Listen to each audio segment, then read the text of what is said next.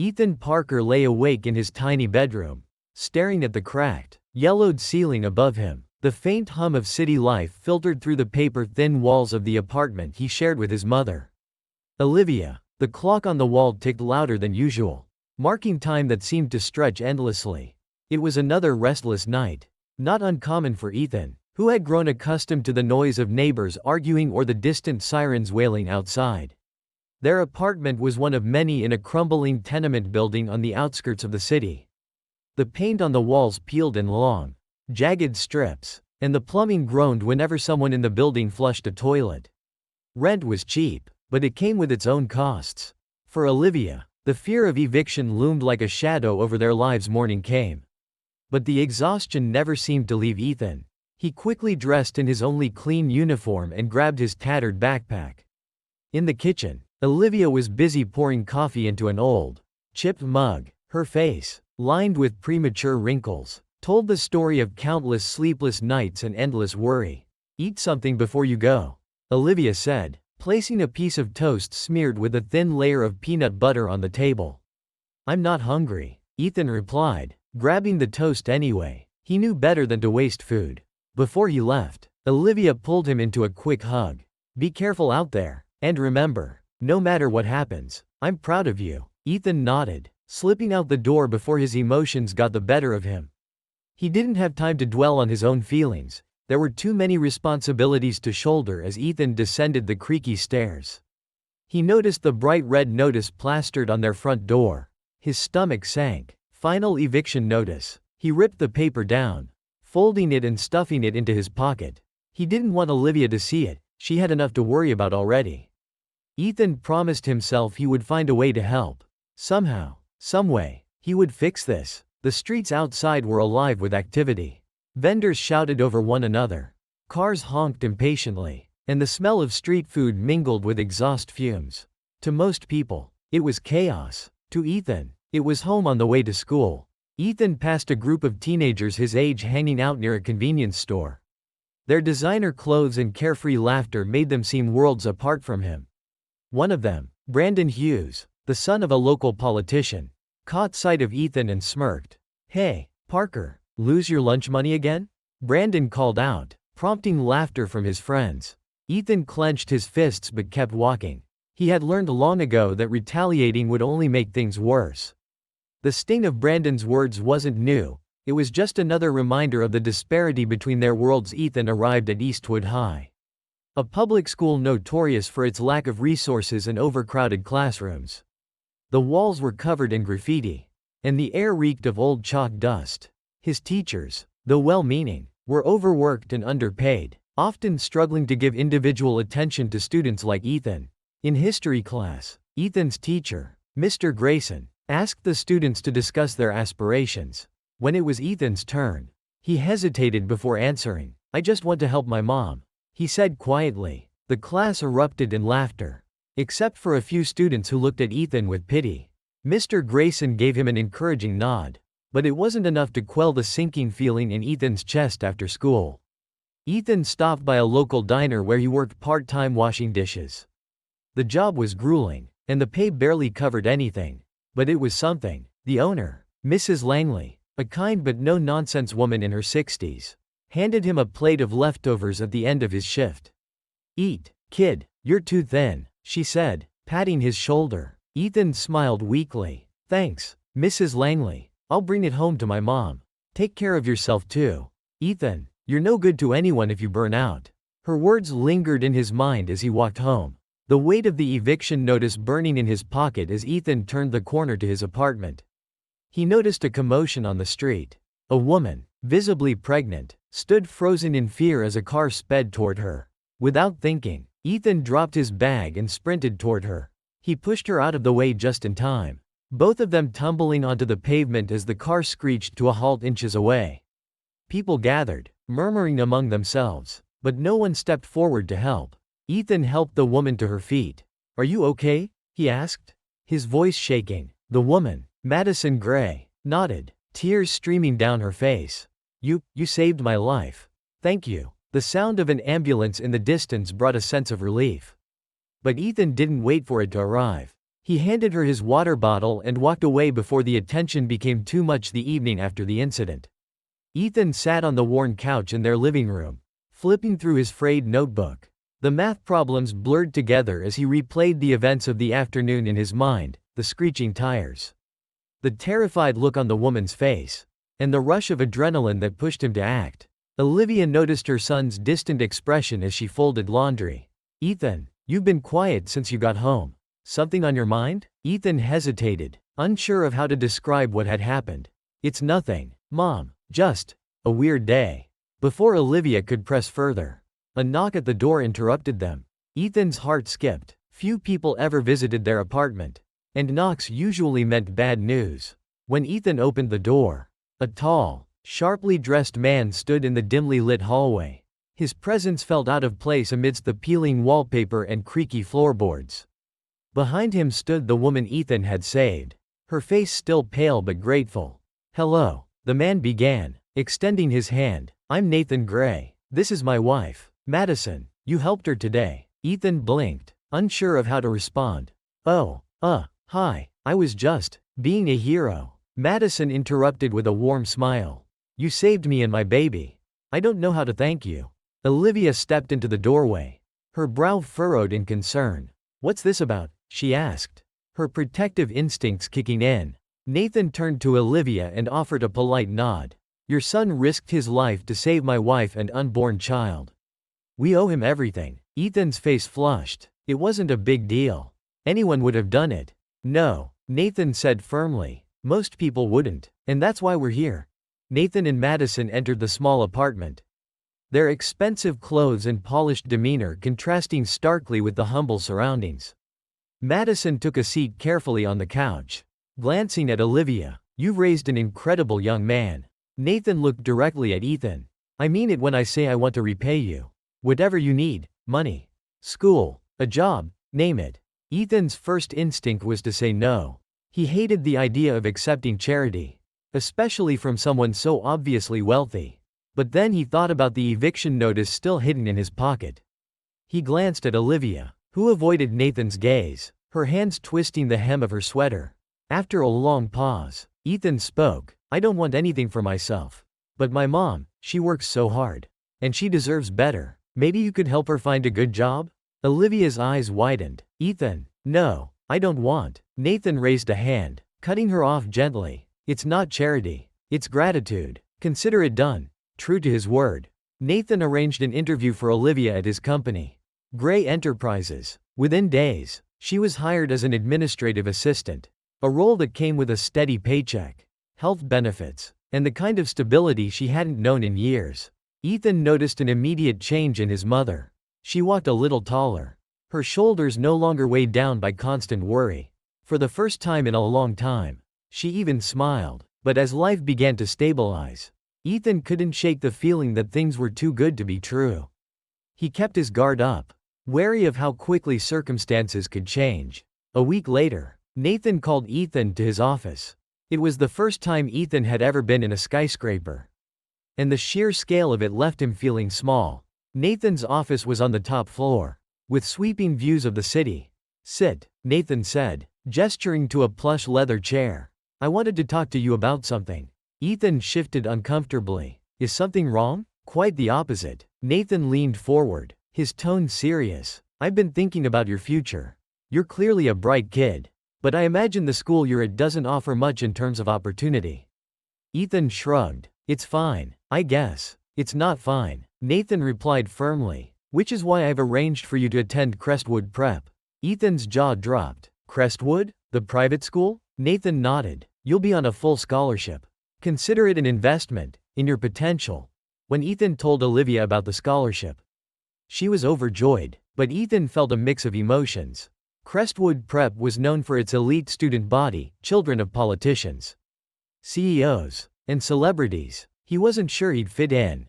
The first day at Crestwood proved his fears weren't unfounded. The campus was sprawling and immaculate, with gleaming marble floors and students dressed in designer clothes. Ethan's thrifted blazer and scuffed shoes drew stares and whispers. As he walked through the hallways, a boy with a wide grin approached him. "Hey, new kid, you look a little lost." Ethan hesitated. Yeah, just trying to find the math wing. Follow me, I'm Lucas, the boy said, extending a hand. Welcome to Crestwood. You're gonna love it here, eventually. Despite Lucas's friendliness, Ethan couldn't ignore the judgmental looks from other students. For the first time, he questioned whether he belonged. In his first week, Ethan struggled to keep up with the rigorous academics at Crestwood. His teachers moved at a blistering pace, and his classmates seemed to grasp concepts effortlessly.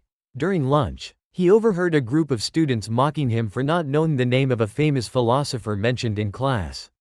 But Ethan wasn't one to back down from a challenge. Late at night, after Olivia went to bed, he stayed up studying. Determined to prove he deserved his place at Crestwood, Ethan sat at the dining table in his apartment, his head buried in a thick Crestwood prep textbook. The scholarship had been a blessing, but it also came with immense pressure.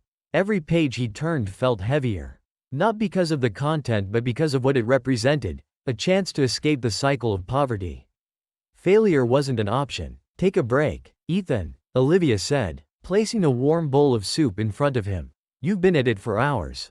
I can't, Mom, Ethan replied, rubbing his tired eyes. I'm already behind. If I don't catch up, they'll think I don't belong. Olivia placed a hand on his shoulder. You belong wherever you decide you belong. Don't let anyone tell you otherwise. At Crestwood, Ethan's presence didn't go unnoticed, especially by Brandon Hughes. Brandon, the same boy who had mocked him outside his old school, was now one of Crestwood's most influential students. His father, a prominent politician, had donated a new science wing to the school, and Brandon carried himself with the arrogance of someone who thought the world owed him everything. So, the charity case got in. Brandon sneered during lunch, loud enough for others to hear. Must be nice to get a free ride. Ethan ignored him, focusing on his tray of food. But Brandon wasn't finished. Bet you don't even know how to use half the stuff here. Crestwood's a bit out of your league, isn't it? Before Ethan could respond, Lucas intervened. Back off, Brandon. He earned his spot here, which is more than I can say for you. The cafeteria fell silent as the two boys locked eyes. Brandon smirked. We'll see how long he lasts. Ethan clenched his fists under the table, vowing silently to prove Brandon wrong while Brandon's animosity grew. Ethan found an unexpected ally in Emma Carter, a thoughtful and compassionate student who often sat next to him in class. She noticed his hesitation during group discussions and his struggle to keep up with the fast-paced curriculum. You're doing fine, Emma reassured him after a particularly tough math lesson. It's just a learning curve. Everyone struggles at first. Doesn't feel like everyone else is struggling. Ethan muttered. Emma smiled. Trust me, they just hide it better. If you ever need help, let me know. Her kindness caught Ethan off guard. In a school filled with judgment and pressure, Emma's friendship felt like a lifeline, determined not to let Brandon or anyone else define him. Ethan threw himself into his studies. His nights grew longer, his mornings earlier, and his body grew weary from the relentless grind. Despite the exhaustion, he began to see progress. His grades improved, and his teachers started to notice his effort. One teacher, Ms. Harper, pulled him aside after class. You're working harder than anyone else here. Ethan, she said, don't burn yourself out. This is a marathon, not a sprint. Her encouragement bolstered Ethan's resolve. He wasn't just working for himself, he was working for Olivia. For the chance to build a better future for both of them. One afternoon, Nathan called Ethan to his office. The spacious room, lined with bookshelves and floor-to-ceiling windows, always made Ethan feel out of place. I have an invitation for you, Nathan said, handing over a sleek envelope embossed with gold lettering. It's a charity gala Crestwood hosts every year. You should attend. Ethan frowned. A gala? I don't think that's my kind of thing. It's important to learn how to navigate these spaces. Nathan replied. Opportunities come from connections, and this is your chance to make a few. Reluctantly, Ethan agreed, though the thought of mingling with the city's elite filled him with dread the night of the gala.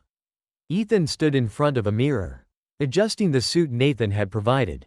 It was the most expensive thing he'd ever worn, but it didn't feel like him. When Olivia saw him, her eyes filled with pride. You look so grown up, she said, snapping a photo. At the event, Ethan felt like an outsider in a world of wealth and privilege. Crystal chandeliers hung from the ceiling, and waiters carried trays of hors d'oeuvres he couldn't even name. He stuck close to Lucas and Emma, who had also attended. Brandon spotted him from across the room and approached with a smug grin. Well, looks like they let anyone in these days. Ethan didn't rise to the bait, but the encounter left him feeling smaller than ever as the night went on. Ethan found himself in a conversation with a kind older gentleman named Mr. Carlyle, a philanthropist who had funded several scholarships at Crestwood. Carlyle listened intently as Ethan spoke about his dreams and struggles. "You remind me of myself at your age," Carlyle said. "Keep that fire burning, son. It'll take you places." For the first time that evening, Ethan felt like he belonged, even if just for a moment. Ethan's second month at Crestwood Prep felt like a balancing act. Each day was a mix of triumphs and challenges. His grades were steadily improving, thanks to late-night study sessions and Emma's patient tutoring. But the social divide between him and many of his classmates remained stark. In the library one afternoon, Lucas leaned over to Ethan's table. "You know, you're making a lot of people nervous." Ethan looked up, confused. "Nervous? About what? You're not supposed to be doing well," Lucas said with a grin. "People like Brandon? They think this place is their kingdom. You're proving them wrong." Ethan sighed. "I'm just trying to survive." "Keep surviving," Lucas said. "It's starting to look a lot like thriving." Brandon wasn't taking Ethan's growing success lightly. One day, in the middle of history class, Brandon loudly interrupted Ethan's presentation with a mocking question. "Do you even know what a primary source is, Parker?" The class laughed, but Ethan didn't flinch. He kept his composure and finished his presentation, earning a nod of approval from Ms. Harper. After class, Brandon cornered Ethan in the hallway. "You think you're better than us now?" Ethan met his glare. "I don't think about you at all." Brandon's face darkened, and he stepped closer, but Lucas appeared at Ethan's side. "Walk away, Brandon," Lucas said coolly. Brandon scowled but retreated. It was a small victory, but it left Ethan on edge. Despite his growing confidence, Ethan couldn't shake the feeling of being an outsider. At lunch, he overheard two students whispering about him. "Why is he even here?" one girl said. "His mom works for the Grays.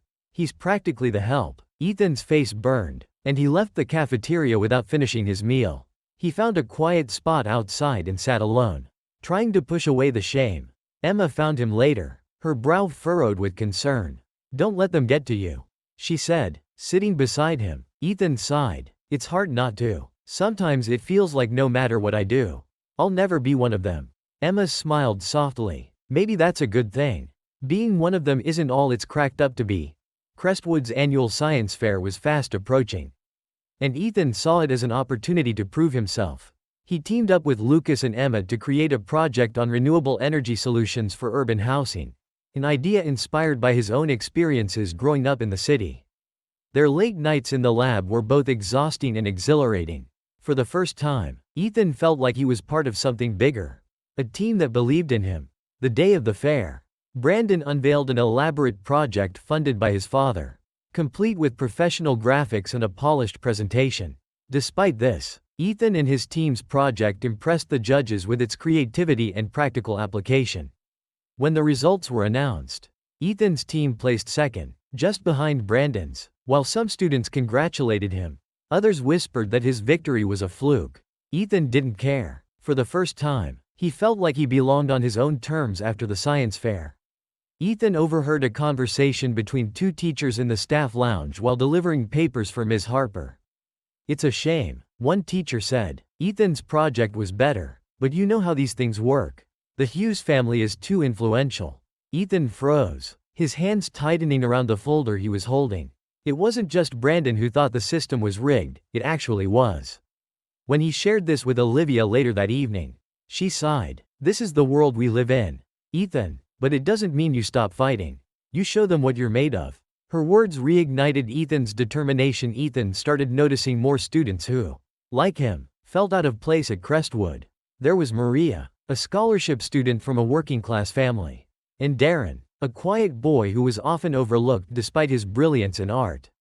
Together, they began forming a small circle of mutual support, while the rest of the school seemed divided by cliques and privilege. Their group became a safe haven. "You're like the Robin Hood of Crestwood," Lucas joked one day, bringing together the misfits. Ethan laughed, but deep down, he was proud. For the first time, He felt like he wasn't facing the challenges alone, inspired by the injustices he witnessed. Ethan proposed starting a student advocacy group to address issues like unfair grading and lack of support for scholarship students. Emma and Lucas jumped on board immediately, helping him draft a proposal for the administration. At the next student council meeting, Ethan presented his idea. While some students supported him, others, led by Brandon, scoffed at the idea. "This isn't some charity school," Brandon said. "If you can't handle the pressure, maybe you shouldn't be here." Ethan's hands shook with anger. But he stood his ground. "Everyone deserves a fair shot. Brandon, even you, if you ever decide to earn it." The meeting ended in a tense stalemate. But Ethan's resolve only deepened. He was determined to make Crestwood a better place, not just for himself, but for everyone like him. Ethan's advocacy efforts began to draw attention, not just from his peers but from the administration. While some teachers like Ms. Harper supported him, others viewed him as a troublemaker. The headmaster, Dr. Aldridge, summoned Ethan to his office. "Ethan," Dr. Aldridge began, adjusting his glasses, "your intentions are noble, but Crestwood operates on tradition. Change doesn't come easily here." Ethan straightened in his chair. "Traditions shouldn't stand in the way of fairness." "Sir," Dr. Aldridge sighed, "be careful. Ethan, pushing too hard can have consequences." Leaving the office, Ethan felt a knot of frustration in his chest. Even at a school as prestigious as Crestwood, it seemed the system was designed to resist progress. As Ethan's group gained momentum, Brandon's animosity escalated. One afternoon, during a heated debate in class, Brandon took a personal jab at Ethan. "At least I didn't have to beg my way into this school." Brandon sneered. The room fell silent. Ethan's jaw tightened, but before he could respond, Ms. Harper intervened. "That's enough, Brandon." Later, Ethan found a note shoved into his locker. "You don't belong here. Leave before it's too late." Ethan crumpled the note, his resolve hardening. If Brandon thought he could intimidate him, he was sorely mistaken at home.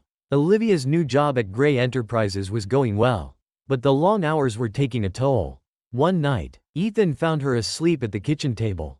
Paperwork spread around her. Guilt gnawed at him as he gently woke her. "Mom, you're working too hard. I'm doing this for us."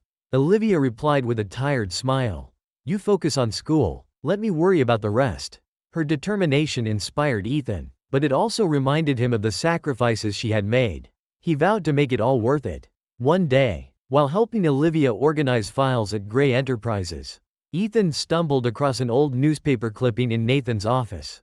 The headline read, "Young Entrepreneur Survives Corporate Betrayal." Curious, Ethan asked Nathan about it. Nathan hesitated before sharing his story. "Years ago, I trusted the wrong people. They tried to destroy me, but I fought back. It wasn't easy, and I lost a lot along the way." Nathan's story resonated with Ethan. Both of them were fighting uphill battles, albeit in different ways. It strengthened their bond and gave Ethan a new perspective on resilience. Brandon's vendetta reached a boiling point during a school assembly. While Ethan was giving a speech about the importance of inclusivity, Brandon interrupted. "Why should we listen to you?" Brandon shouted. "You're only here because of pity." The auditorium erupted in murmurs. Ethan felt the heat of every gaze on him, but he took a deep breath and responded calmly. "I'm here because I've earned it, and I'm not going anywhere." The tension was palpable, but Ethan's composure won him respect from many students. Even some of Brandon's allies began to question his motives after the assembly. Ethan was approached by Maria, the quiet scholarship student he had befriended. She revealed something shocking. Brandon's family had used their influence to block other scholarship opportunities in the past, ensuring Crestwood remained an exclusive enclave. "I overheard my parents talking about it," Maria said. "They were furious when they found out, but they didn't want to get involved." Ethan's mind raced. If this was true, it wasn't just about him. It was about a system rigged to keep people like him out. Ethan shared Maria's revelation with Lucas and Emma. Together, they devised a plan to expose the corruption. Lucas, with his charm and connections, managed to gain access to school records, while Emma meticulously documented everything. Their findings were damning. Evidence of Brandon's family exerting influence over admissions, donations tied to policy changes, and even a pattern of scholarship recipients mysteriously withdrawing under pressure. "We need to be careful," Emma warned. "If this gets out, It'll be huge. Ethan nodded. We can't back down now. It's bigger than just us, surprisingly. Nathan offered his support when Ethan confided in him. If you have proof, I'll help you, Nathan said, but you'll be up against powerful people. Are you ready for that? Ethan hesitated but then thought of Olivia, Maria, and all the others who deserved a fair shot.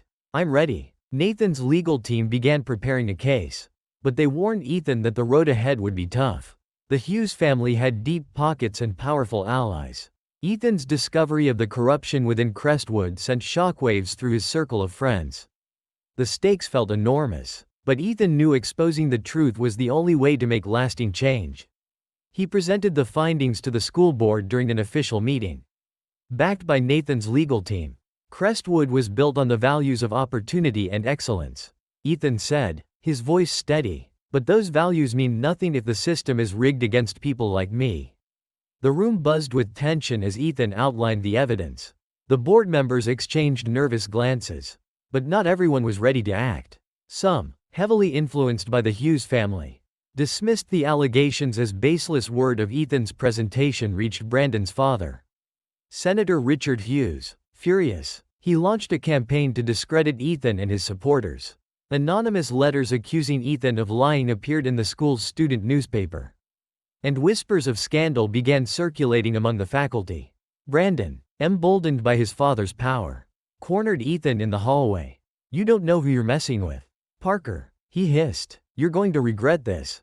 Ethan didn't back down. The only thing I regret is letting people like you run things for so long.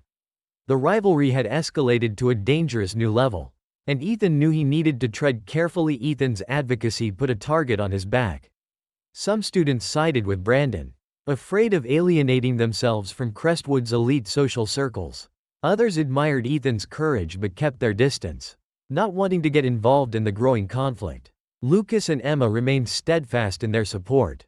If people don't have the guts to stand up with you, that's on them, Lucas said. You've got us, and that's what matters. Still, the isolation weighed heavily on Ethan. Even Maria, who had been instrumental in uncovering the truth, began to withdraw, fearing retaliation against her family. Senator Hughes filed a lawsuit against Ethan for defamation, claiming the allegations against his family were false and damaging. The legal threat was meant to intimidate, but it only strengthened Ethan's resolve. Nathan's lawyer, David Calloway, prepared a countersuit, accusing the Hughes family of corruption and abuse of power. This isn't just about a school anymore, David said. This could become a landmark case if we win. The impending courtroom battle cast a long shadow over Ethan's life. He barely slept, the weight of the fight pressing down on him. Olivia, ever his source of strength, reminded him, you're doing this for the right reasons. That's what matters. As the lawsuit gained traction, unexpected allies began stepping forward. A former teacher at Crestwood provided testimony about the undue influence of wealthy families on the school's policies. A janitor, whom Ethan had always greeted kindly, revealed he had overheard conversations that corroborated Ethan's claims. It's amazing how kindness comes back to you, Emma said as they reviewed the new evidence. You've earned this support, Ethan. Even Maria returned, apologizing for her earlier retreat. I couldn't stay silent knowing what's at stake. I'm with you. During the investigation, David uncovered a shocking piece of evidence: financial records showing that Brandon's father had funneled money through a shell company to bribe Crestwood administrators. The evidence was damning, but presenting it would put Ethan at even greater risk. This will blow the case wide open, David said, but it will also make you the Hughes family's primary target. Ethan didn't hesitate. If it's the truth, it needs to come out. The trial was a media frenzy. Reporters crowded the courtroom as Ethan took the stand, recounting his experiences and the systemic barriers he had faced. Brandon's father, flanked by a team of high-powered lawyers, painted Ethan as a bitter troublemaker seeking attention. But Ethan held his ground. This isn't about me, he said. It's about a system that's been broken for too long. The tension in the room was palpable as both sides presented their arguments. The evidence against the Hughes family was compelling, but their legal team was relentless in trying to discredit Ethan. The trial reached a dramatic climax when the janitor, a soft-spoken man named Mr. Ellison, took the stand. He recounted a conversation he had overheard between Brandon and his father about silencing Ethan. They called him a nuisance. Mr. Ellison said they'd make sure he learned his place. The courtroom fell silent as the weight of his words sank in. The Hughes family's carefully constructed facade was beginning to crumble. The trial not only exposed the Hughes family but also sparked a broader conversation about inequality in education. Students and alumni from other schools came forward with similar stories, demanding reforms. Crestwood's board, under mounting pressure, announced sweeping changes to its admissions policies and scholarship program. For the first time in years, the school began to prioritize fairness over favoritism. The night before the final day of the trial, Ethan sat in his room, surrounded by stacks of legal documents and notes. He could hear Olivia in the kitchen, humming softly as she prepared tea, trying to keep their home as calm as possible despite the looming storm. "You've done everything you could," Olivia said as she handed him a steaming mug. "Now it's in their hands." Ethan nodded but couldn't shake the knot in his stomach. The stakes were higher than ever. And tomorrow would decide not just his future but the fate of everything he had fought for. The courtroom was packed. The media, students from Crestwood, and even former staff members filled the benches. On one side sat the Hughes family, their expressions a mix of confidence and disdain. On the other side, Ethan, flanked by Nathan and his legal team, radiated quiet determination. The Hughes family's lead attorney began with a scathing attack on Ethan's character, painting him as an ungrateful opportunist. "This boy is using lies and fabricated evidence to tarnish the reputation of an upstanding family," the attorney declared. David Calloway responded with calm precision. "This case isn't about character assassination. It's about the truth, and the evidence we've presented speaks for itself." Ethan took the stand again, this time facing an intense cross-examination from the Hughes attorney. The questions were sharp, aimed at discrediting him and casting doubt on his motives. "Isn't it true," the attorney sneered, "that you accepted a scholarship funded by the very people you're accusing of corruption?" Ethan didn't flinch. "I accepted a scholarship because I wanted a chance to prove myself. I'm here because I want to make that opportunity fair for everyone." The crowd murmured, and the judge banged her gavel. Ethan's words had struck a chord. The moment that changed everything came when David Calloway presented the financial records tying Senator Hughes to the bribes.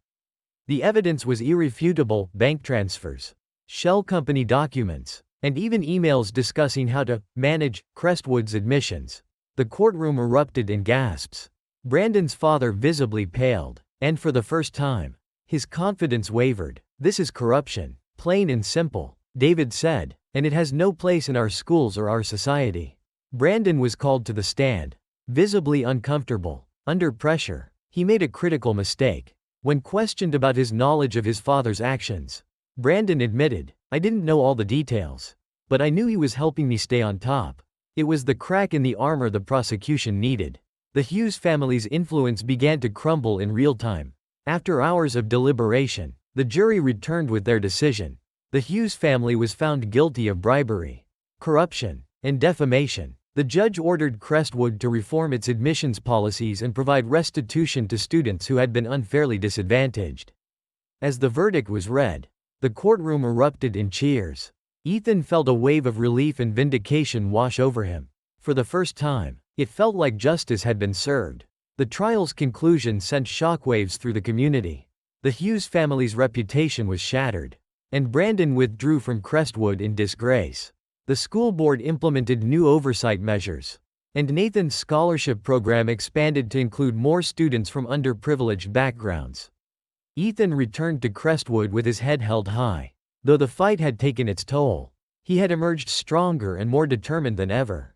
Ethan stood in front of the student body during a school assembly, his heart pounding. As the newly elected president of the student advocacy group, he addressed his peers with confidence.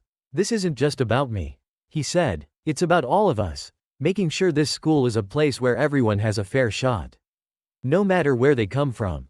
The applause was deafening. Lucas and Emma cheered from the front row, their pride evident. The weeks following the trial were a whirlwind for Ethan.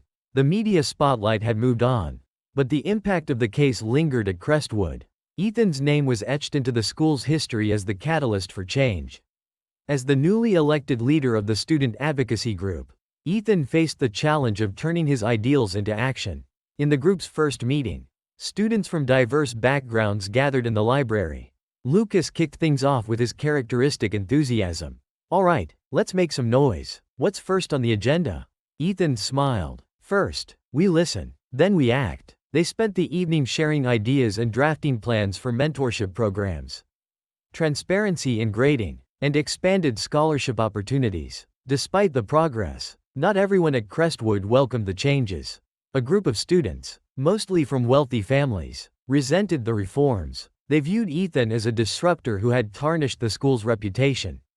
Ethan encountered this resistance firsthand when he joined a committee meeting for organizing the upcoming annual gala. Brandon's former allies dominated the conversation, dismissing suggestions that would make the event more inclusive. Emma leaned over to whisper, "It's like they're trying to turn back time." Ethan spoke up, "The gala should represent all of Crestwood, not just one group. Let's invite local artists and performers to showcase their talents." The room fell silent. After a tense pause, one of the students begrudgingly agreed. It was a small victory.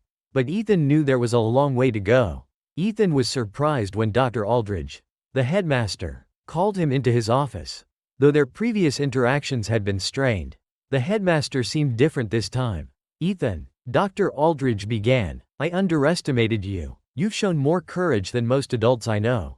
Ethan nodded cautiously. "Thank you, sir. I want to help." Dr. Aldridge continued, "The school is at a crossroads, and I believe your vision can guide us. Let's work together to make Crestwood a place where everyone can thrive." Though skeptical of the headmaster's sincerity, Ethan accepted the offer. He knew that true change required allies, even unexpected ones. As Ethan devoted himself to his new responsibilities, he noticed his closest friends, Lucas and Emma, grappling with their own challenges. Lucas faced pressure from his family to conform to their expectations, while Emma struggled to balance her academic workload with her passion for social justice. "You're not in this alone," Ethan reminded them during one of their late-night study sessions. "We've got each other." Their bond deepened as they supported one another through personal and collective struggles. It became clear that the changes they sought at Crestwood were as much about fostering connections as they were about policies. The advocacy group's first major initiative was a mentorship program pairing younger students with older peers. Ethan personally mentored a shy freshman named Mia, who reminded him of himself when he first arrived at Crestwood. "You don't have to fit in," Ethan told her during one of their sessions. "You just have to be yourself. That's enough." The program's success sparked a ripple effect. Students who had once felt invisible found their voices, and the school's culture began to shift. Ethan realized that change didn't always come from grand gestures, it often started with small, meaningful actions. Just as things seemed to settle, Brandon unexpectedly returned to Crestwood. Rumors swirled that his father had leveraged his remaining influence to reinstate him. Ethan's initial instinct was to confront Brandon, but Lucas advised caution. People like him thrive on conflict. Don't give him the satisfaction. To everyone's surprise, Brandon kept a low profile. He avoided public scenes but occasionally exchanged icy glares with Ethan. It wasn't clear whether he had learned from his fall or was simply biding his time. The annual gala became a turning point for Crestwood's transformation. Ethan's push for inclusivity brought a fresh energy to the event. Local musicians performed alongside student artists, and the decorations reflected a blend of cultures and perspectives. During his speech, Ethan addressed the crowd with heartfelt sincerity. "This school has taught me many things, but the most important lesson is that true excellence comes from diversity. When we embrace each other's differences, we all rise." The applause was thunderous. Even some of Ethan's former detractors approached him afterward to express their respect. As the school year progressed, Ethan began to see the fruits of his labor. The reforms he and his team had fought for were taking root, and the student body was starting to reflect the values of fairness and inclusion. On the final day of the term, Ethan stood in the courtyard, watching as students from all walks of life laughed and talked together. Olivia joined him, her smile radiant. "You've done something incredible, Ethan." "I didn't do it alone," Ethan replied, his gaze sweeping over Lucas, Emma, and the many others who had stood by him. The challenges hadn't disappeared, but Ethan felt ready to face whatever came next. With a renewed sense of purpose, he resolved to continue fighting for the values that had brought him this far. Despite the progress Ethan had made, he couldn't shake the feeling that something was brewing beneath the surface. Brandon's quiet return to Crestwood didn't sit right with him, and subtle signs hinted at trouble. Whispers of dissent among certain students grew louder, and anonymous flyers questioning the fairness of the reforms began appearing around campus. Emma found one taped to her locker. Crestwood is losing its standards. Do we really want to lower the bar? They're trying to divide us, Emma said, her voice tight with anger. Ethan took the flyer, his jaw clenching. If they think this will scare us, they're wrong. The tension escalated during a student council meeting when someone leaked confidential details about the advocacy group's plans to expand scholarships. The information was twisted to make it seem like the program would hurt longtime Crestwood families, fueling resentment. We can't let them win, Lucas said, pacing in the library. They're trying to pit everyone against you. Ethan nodded. We'll respond with transparency. If people see the truth, they'll see through the lies. He organized an open forum, inviting students and parents to discuss the changes. Though heated at times, the forum ended with many attendees acknowledging the need for reform, even if they didn't agree with every detail. Ethan's suspicions about Brandon were confirmed when Maria overheard him talking with a group of students in the parking lot. This is just the beginning, Brandon said. Once the board sees how divided everyone is, they'll scrap his reforms. Maria shared the information with Ethan and his friends, who began digging into Brandon's activities.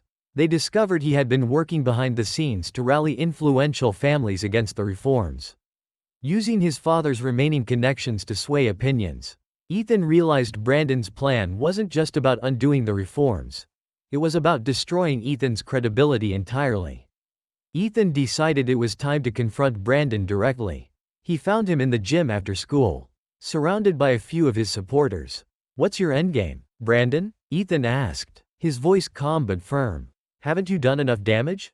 Brandon smirked, leaning casually against a bench. You think you're some kind of hero, don't you? But you don't belong here. And deep down, you know it. Ethan stepped closer, his eyes steady. This isn't about me. It's about making this school better for everyone. What are you afraid of, Brandon? That people might actually succeed without someone rigging the system for them? For a moment, Brandon's mask of confidence faltered, but he quickly recovered. You'll never win, Parker. People like me will always come out on top. Brandon's campaign against Ethan reached its peak during a school assembly. A group of parents, emboldened by Brandon's efforts, demanded that the board reconsider the reforms, claiming they were unfair to legacy families. Ethan took the stage, his heart pounding. He looked out at the crowd, some hostile, some supportive, and many unsure. Change is never easy, he began, but Crestwood wasn't built to cater to a few. It was built to inspire excellence in all of us. If we don't adapt, we'll lose what makes this school truly great. His words resonated with many, but the opposition remained vocal. The outcome of the reforms now rested on an upcoming board vote. In the days leading up to the vote, Ethan's group uncovered a bombshell, a hidden document revealing that Brandon's family had secretly influenced the admissions process for years, ensuring spots for unqualified students connected to powerful families. The document was shared anonymously with Ethan, and its authenticity was confirmed. It was a game changer, but releasing it would also escalate the conflict to an entirely new level. This could destroy them, Emma said. Are you ready for that? Ethan hesitated but ultimately decided the truth needed to come out. This isn't about revenge, it's about doing what's right. At the board meeting, Ethan and his team presented the evidence. Gasps filled the room as the board members read the documents, their faces a mix of shock and embarrassment. Brandon's father, who had been in attendance, stormed out, followed by Brandon himself. This is what's been happening behind closed doors, Ethan said. If Crestwood wants to move forward, we need to leave this kind of corruption behind. The room erupted in applause, with many parents and students voicing their support. The board, left with no choice, voted unanimously to uphold the reforms and implement further transparency measures. Brandon's actions finally caught up with him.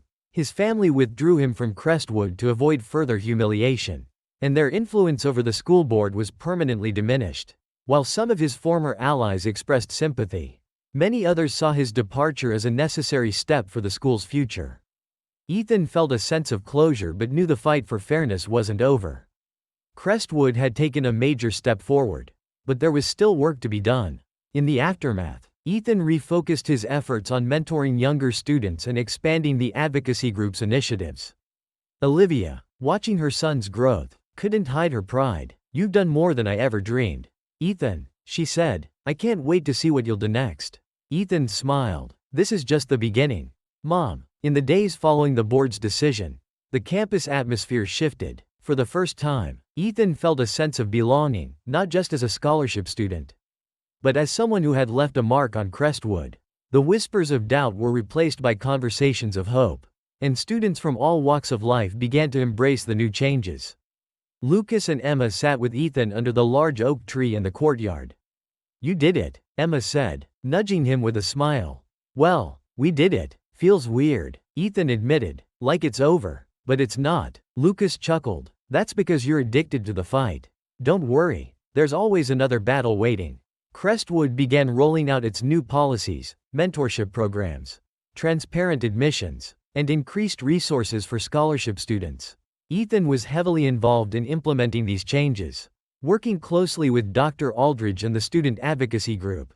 Maria, now one of Ethan's closest allies, took the lead on a mentorship program that paired upperclassmen with incoming freshmen. "I'm making sure no one feels the way I did when I started here," she told Ethan during one of their meetings. Ethan smiled. "That's the whole point, isn't it?" At home, Olivia's life had transformed as well. Her position at Gray Enterprises had given her the stability she had longed for, and she had begun taking night classes to earn a degree in business administration. One evening, she surprised Ethan with a small cake and a card. "What's this for?" Ethan asked. "For you," Olivia said. "For showing me that it's never too late to dream." Ethan hugged her tightly, grateful for everything she had sacrificed and inspired by her newfound confidence. Despite Brandon's departure from Crestwood, his shadow lingered. One afternoon, Ethan spotted him in a coffee shop near campus. To his surprise, Brandon approached him. "I'm not here to start anything," Brandon said, his tone subdued. "I just wanted to say I get it now. What you were fighting for." Ethan raised an eyebrow, skeptical. "What change?" Brandon hesitated. "When my family fell apart, I saw how much we'd taken for granted. Doesn't make up for what I did. But I'm trying to figure out how to be better." As Ethan prepared for college, the changes he had helped implement at Crestwood continued to flourish. The mentorship program grew, with more students stepping into leadership roles. Maria, now the group's president, ensured that Ethan's vision of inclusivity remained at the forefront. During a farewell assembly, Dr. Aldridge addressed the student body. What Ethan Parker started here was more than reform, it was a movement. A reminder that courage and integrity can change the world. Ethan watched from the sidelines, his heart swelling with pride. Though he was leaving Crestwood, he knew its future was in good hands. As Ethan settled into his new life at Crestwood University, an institution Nathan had helped him get into through another scholarship, he was struck by the similarities and differences to his old school. The campus was massive, the classes rigorous, and the diversity refreshing. One of his professors, Dr. Elena Carter, quickly took notice of his determination. "You're not just here to learn," she said during office hours. "You want to make a difference." Ethan nodded. "Crestwood taught me that if you see something wrong, you have to stand up and fix it." Dr. Carter smiled. "Then you're in the right place." Though college life was demanding, Ethan often returned home to support his mother and reconnect with his roots. Olivia's small business, a boutique specializing in handcrafted gifts, had become a community staple. Thanks in part to Nathan's mentorship. One weekend, Ethan helped her set up for a local market. A former neighbor approached, holding one of Olivia's handmade scarves. "You're A. Parker, aren't you? Your mom's scarves are amazing. And what you did at Crestwood, it gave us all hope." Ethan realized that his fight for justice at Crestwood had inspired more than just the students there. It had become a symbol of possibility for others in his community. Ethan kept in close contact with Lucas and Emma, who were carving out their own paths. Emma, now attending law school, had become an outspoken advocate for educational equity. She often shared her victories and struggles with Ethan during their late-night calls. One day, she told him, "I'm going to be the lawyer who fights for kids like you. Like us. The system isn't just broken, it's designed that way. And I'm going to help fix it." Ethan smiled. If anyone can do it, it's you. Lucas, meanwhile, had joined an innovative startup focused on educational technology. Though his career path seemed worlds away from Ethan's, his work had a clear connection to their shared mission. Imagine if every kid, no matter where they come from, had access to the tools they need to succeed. Lucas said during one of their video chats, "I want to build that." Ethan nodded. "We're all doing our part. It's like we're planting seeds." Nathan Gray continued to support Ethan from behind the scenes, often inviting him to events and connecting him with influential leaders. At one such event, Nathan pulled Ethan aside. "You've done more in your years at Crestwood than most people do in a lifetime." Nathan said, "But the world is bigger than Crestwood, Ethan, and you're ready for it." Ethan took those words to heart, using his growing network to advocate for systemic changes beyond his immediate sphere. Ethan's passion for justice began to take root on his college campus. He joined a student advocacy group and spearheaded a campaign to improve access to scholarships and resources for underrepresented students. One day, as he addressed a crowd of students during a rally, he reflected on how far he had come. This isn't just about policies or programs. It's about people, about ensuring that every person has the chance to reach their potential. The applause that followed felt familiar. But this time, Ethan knew the fight was only beginning. Back at Crestwood, the seeds Ethan had planted were blossoming. The mentorship program he started had expanded to other schools in the district. And the cultural shift he had inspired continued to grow. During a visit to his old school, Ethan spoke to a group of new scholarship students. "I stood where you're standing not too long ago," he told them, "and I know it's not easy.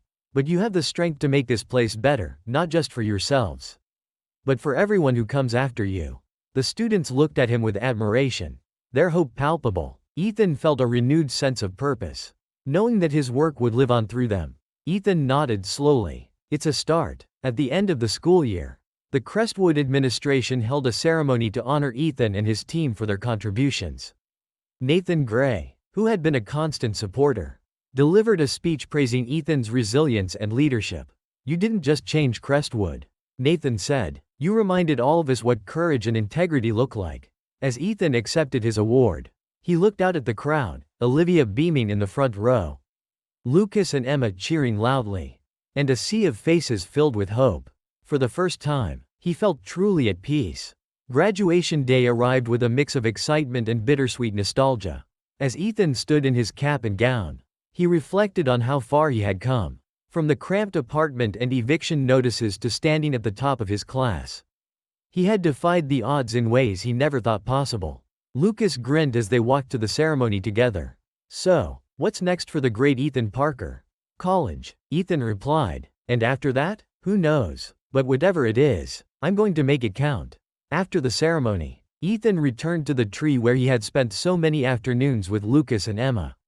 The campus was quiet, the sun setting behind the buildings. Olivia joined him, wrapping an arm around his shoulders. "This isn't the end," she said softly. "It's just the beginning." Ethan smiled, his heart full of gratitude and anticipation. "I know, Mom. I can't wait to see what's next." The sun shone brightly over the campus of Crestwood University as Ethan adjusted his graduation cap in the mirror. The room buzzed with a mix of excitement and nostalgia. 4 years of hard work, sleepless nights, and relentless determination had brought him to this moment. Olivia stood nearby, her eyes glistening with pride. "You've done it, Ethan," she said softly. "You've achieved everything I ever dreamed for you and more." Ethan smiled. "I couldn't have done it without you, Mom, or without Crestwood." It all started there, as he walked across the stage to receive his degree. The applause was deafening. Among the crowd, Lucas and Emma cheered loudly, their unwavering support as strong as ever. After graduation, Ethan accepted a position with an education reform nonprofit, where he began working on policies to make schools more equitable. His first major project involved partnering with schools across the country to implement programs similar to the mentorship initiative he had started at Crestwood. "It's like watching my dream come alive," Ethan told Emma during one of their late-night calls. "Except now, it's so much bigger. You're building a legacy," Emma replied, "and you're just getting started." Emma, now a practicing attorney, won her first major case advocating for increased funding for underprivileged schools. She called Ethan the moment the verdict came through. "We did it," she said. her voice trembling with emotion. "The court ruled in our favor." Ethan grinned. "You did it, Emma. You're changing the world." Their shared victories felt like pieces of a larger puzzle, proof that their work was making a real difference. Lucas's educational technology company launched its first product, an app designed to connect students in underserved areas with free learning resources and mentorship opportunities. The app quickly gained traction, transforming how students accessed support. At the launch event, Lucas thanked Ethan. "You were the first person who showed me that one voice can change everything." "This app? It's inspired by what you did at Crestwood." Ethan's chest swelled with pride. "We've all come a long way." Ethan returned to Crestwood to give the keynote speech at the annual scholarship gala. The campus, though familiar, had evolved. Students from diverse backgrounds filled the halls, their laughter and chatter a testament to the inclusive environment Ethan had helped create. Standing at the podium, Ethan addressed the audience with heartfelt sincerity. "Crestwood isn't just a school. It's a place where dreams take root. And those dreams don't just belong to a few, they belong to everyone." As he spoke, he spotted familiar faces in the crowd: Maria, now a teacher mentoring students like herself, and Dr. Aldridge, who nodded with pride. Even Brandon, who had quietly returned to take classes at a local college, listened intently. The reforms Ethan championed continued to spread. Other schools began adopting Crestwood's model, and Ethan's nonprofit expanded its reach. He traveled across the country, speaking to educators, policymakers, and students about the power of fairness and opportunity. One evening, while reflecting on his journey, Nathan Gray called to check in. "You've made me proud, Ethan," Nathan said, "but more importantly, you've made yourself proud." Ethan smiled. "Thank you, Nathan, for everything." Years later, Ethan stood at the groundbreaking ceremony for a new community center in his old neighborhood. Funded in part by Nathan Gray's foundation, the center, named after Olivia Parker, would provide resources and support for families in need. As he cut the ribbon, surrounded by friends, family, and former mentors, Ethan felt a profound sense of fulfillment. He had come full circle, from the struggling teenager trying to make ends meet to a leader creating opportunities for others. At Crestwood, a young scholarship student named Ava approached Ethan after a guest lecture he had given. "Mr. Parker," she said shyly, "your story inspired me. I want to make a difference. Just like you." Ethan knelt to meet her gaze. "You already have the power to make a difference, Ava. It starts with believing in yourself." As he walked away, he realized that the seeds he had planted were blossoming in ways he couldn't have imagined. The torch was being passed, and the future looked brighter than ever.